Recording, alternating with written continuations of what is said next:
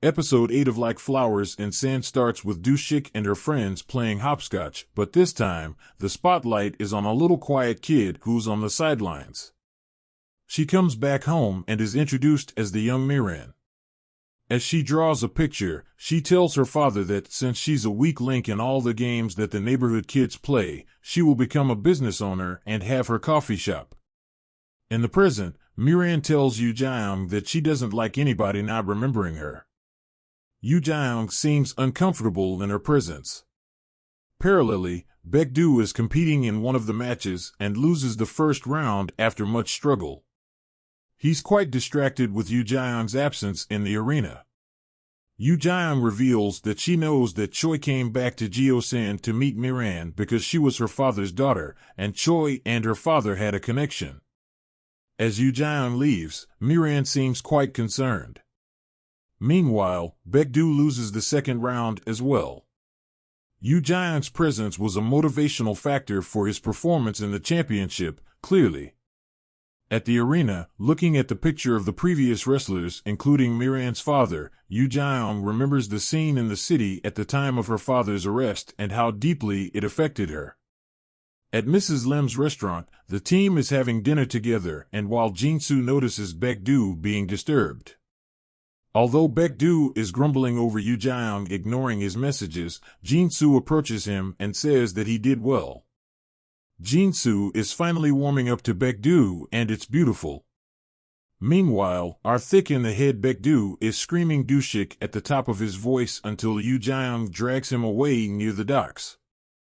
As, our light as a feather, Baekdu grumbles under the influence of his one glass of beer. He tells Yoo Jae-young that he won 4th place and asks her to compliment him more. She says that she's happy he's enjoying Sirium for the sake of the sport and not focusing too much on the title and the goal. As she's speaking, Baekdu leans in and kisses her and gets a smack on his head in return from a flustered Dushik. The next day, he wakes with a red forehead, completely oblivious to the events of the previous day. Meanwhile, Yoo Jae-young can't sleep and looks like a mess, and Hyun-wook is at the receiving end of her wrath. Elsewhere, Baekdu cheerfully and proudly treats his brothers to popsicles from his prize money. They confront Baekdu about his girlfriend, but he denies all their accusations. Baekdu looks for Yoo Jae-young and finds her at the office of the sports complex, looking for records about Miran's father. He's completely forgotten about kissing her the day before and is cheerfully telling her about bagging 4th place at the championship yet again. Yoo Jae-young maintains her cool and asks him about Miran from their childhood, but Baekdu doesn't remember her. While they are walking past the docks, Baekdu asks her questions about similar events happening, but since he doesn't remember exactly what happened, Yoo Jae-young says, "So, is your memory like a broken TV? When it's hit, it works sometimes."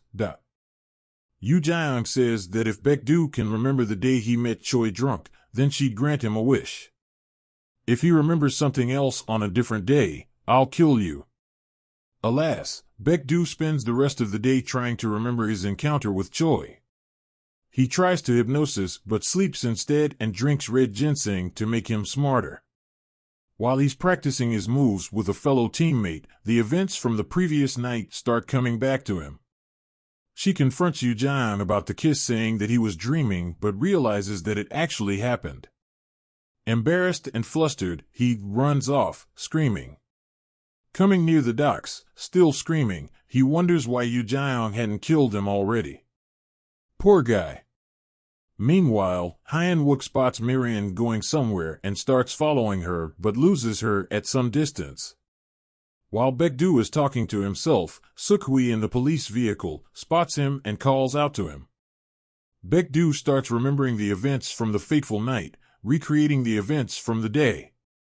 Realizing that he remembered something significant, he runs to Yoo Jae-young. He finds her in the office of the sports complex.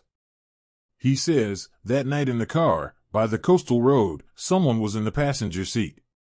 Right then, Miran enters the office saying, "I guess I don't need to hide anything now, shall we talk?" The episode review. Jang Dong-yoon is just a great actor. He has portrayed Baekdu as a kind and adorable person, but an equally passionate Cyriem wrestler extremely well.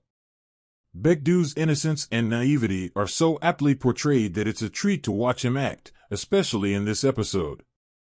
The show is getting better and better after every episode. The pace has slowed down from the frantic murder case chase. The random crime arcs and heartwarming shows are too cliché and overused, don't you think?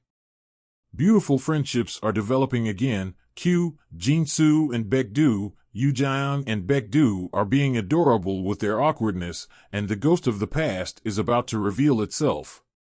What is Miran's role in the whole story? Why was Choi with Miran? What is his connection with her father? Stay tuned for the next episode to find out.